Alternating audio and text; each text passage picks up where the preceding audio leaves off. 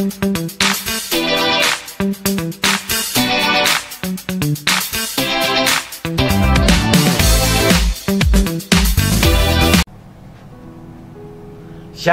shalom Bapak Ibu, Saudaraku yang dikasihi Tuhan Yesus Kristus. Selamat pagi. Damai sejahtera daripada Allah Bapa, Allah Putra dan Roh Kudus senantiasa melimpah atas kita. Ungkapan syukur kita naikkan di hadapan Tuhan. Pagi ini kita diizinkan untuk bangun pagi, menghirup udara segar, menikmati anugerah demi anugerah yang Tuhan sediakan. Karena Allah begitu cinta kepada saudara dan saya. Saya sapa pagi ini dalam renungan pagi Word of Wisdom. Perkataan sorga hadir dalam rumah tangga kita. Perkataan sorga hadir dalam keluarga kita.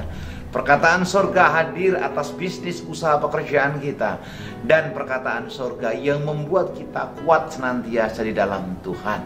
Sekalipun hari ini saya menyadari banyak di antara kita sedang bergumul, sedang dalam masalah, sedang dalam pergumulan yang sedemikian rupa luar biasa yang terkadang membuat kita lelah, membuat kita capek, bahkan membuat kita terkadang ada di perhentian menunggu kasih karunia yang turun atas kita. Berdoa sudah tentu kita lakukan. Berserah, ya pasti kita berserah di hadapan Tuhan. Tapi ada kalanya keadaan yang kita hadapi masih juga terjadi seperti yang tidak kita harapkan. Nah, pagi ini saya ajak kita semuanya menghampiri takhta Tuhan dan kita belajar kepada satu kebenaran firman Tuhan. Dan kalau ayat ini dibaca cukup mengagetkan kita, cukup membuat kita menjadi sesuatu yang membuat tanda tanya, kenapa sedemikian rupa bisa terjadi atas kehidupan kita. Yuk kita belajar dari Lukas pasal yang ke-8 ayat yang ke-23.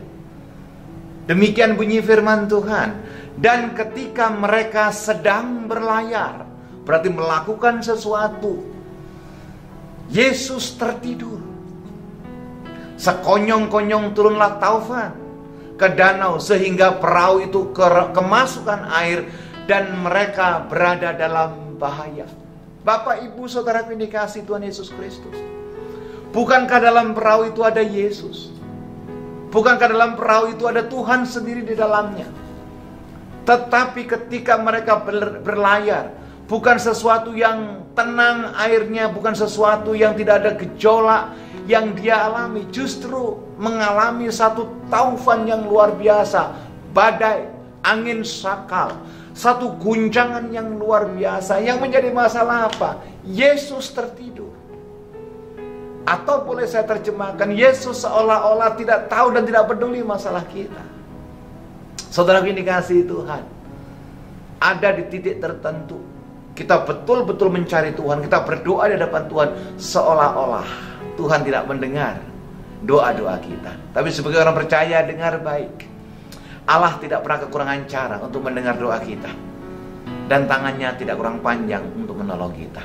Sekalipun hari ini biduk rumah tanggamu ada dalam pergumulan, bisnismu ada dalam satu proses untuk pencapaian, bahkan sesuatu yang engkau inginkan terjadi belum tergenapi atas hidupmu, jangan putus asa. Tuhan tetap ada dalam perahu kita, dalam kehidupan kita, dalam rumah tangga kita, bahkan dalam masa depan kita. Terus berlayar dengan Tuhan. Sekalipun ada badai, perahu itu tidak tenggelam. Sekalipun ada masalah, saya mau katakan, Tuhan tetap menyertai kita, Tuhan tetap menolong kita, Tuhan tetap memegang kendali kita, dan Tuhan ada atas masa depan kita. Mari kita datang kepada Tuhan, kita berdoa.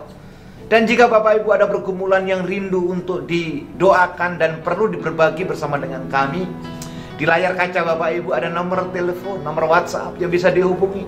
Dan dengan sukacita tim Epicenter of Mercy akan berdoa dan melayani Bapak Ibu Saudara sekalian. Mari kita datang kepada Tuhan. Bapa Allah yang baik, kami mengucap syukur kepadamu. Terima kasih buat firman-Mu pagi ini, menguatkan kami, menolong kami, mengingatkan kami, bahkan memberikan kami keteguhan. Sekalipun kami ada dalam badai, masalah dan pergumulan, Engkau tetap ada bersama dengan kami.